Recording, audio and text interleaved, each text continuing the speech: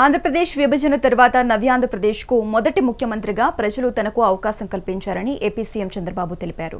అనుభవం, ప్రజల సహకారంతో కష్టపడి దేశంలో టాప్ 3 రాష్ట్రాల్లో మొదటగా ఏపీని నిలిపామన్నారు. విజయవాడలోని ఇందిరాగాంధీ మున్సిపల్ స్టేడియంలో జాతీయ జెండాను ఆవిష్కరించిన అనంతరం ఆయన మాట్లాడారు.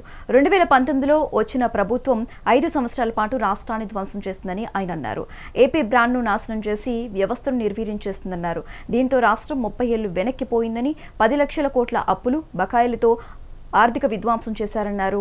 ఆ 5 ఏళ్లు ఎక్కడా అభివృద్ధి జరగలేదని తెలిపారు. కనీసం రోడ్లపై గుంతలు పూడ్చలేదు. తవ్విన కొద్దీ గత ప్రభుత్వం చేసిన అప్పులు, తప్పులు, అక్రమాలు, అవకతవకలు వెలుగు చూస్తున్నాయని సీఎం చంద్రబాబు అన్నారు. మొదటి ముఖ్యమంత్రిగా ప్రజలు నాకు నాడు అవకాశం ఇచ్చారు.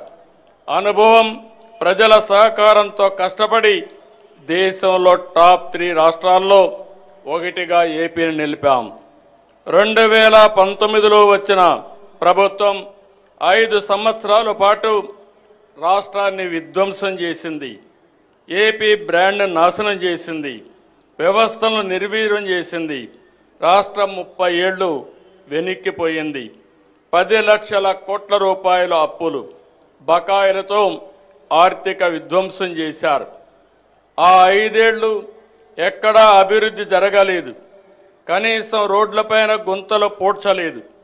తవ్విన కొద్దీ గత ప్రభుత్వం చేసిన అప్పులు, తప్పులు, ఆక్రమాలు, అవకతవకలు వెలుగు చూస్తున్నాయి. పోలవరం నిలిచిపోయింది. అమరావతి ఆగిపోయింది. పెట్టుబడులు తరలిపోయాయి. 2024 ఎన్నికల్లో ప్రజలు గెలవాలి, రాష్ట్రం నిలవాలి అనే ఎన్డీఏ నినాదాన్ని ప్రజలు నమ్మి చారిత్రాత్మకమైన తీర్పునిచ్చారు. నిశ్శబ్ద విప్లవాన్ని సృష్టించారు. 94% స్ట్రైక్ రేటుతో, 57% ఓట్ షేర్తో కూటమిని దీవించారు. రాష్ట్రాన్ని నిర్మించాలనే ఏకైక లక్ష్యంతో పాలన ప్రారంభించాం.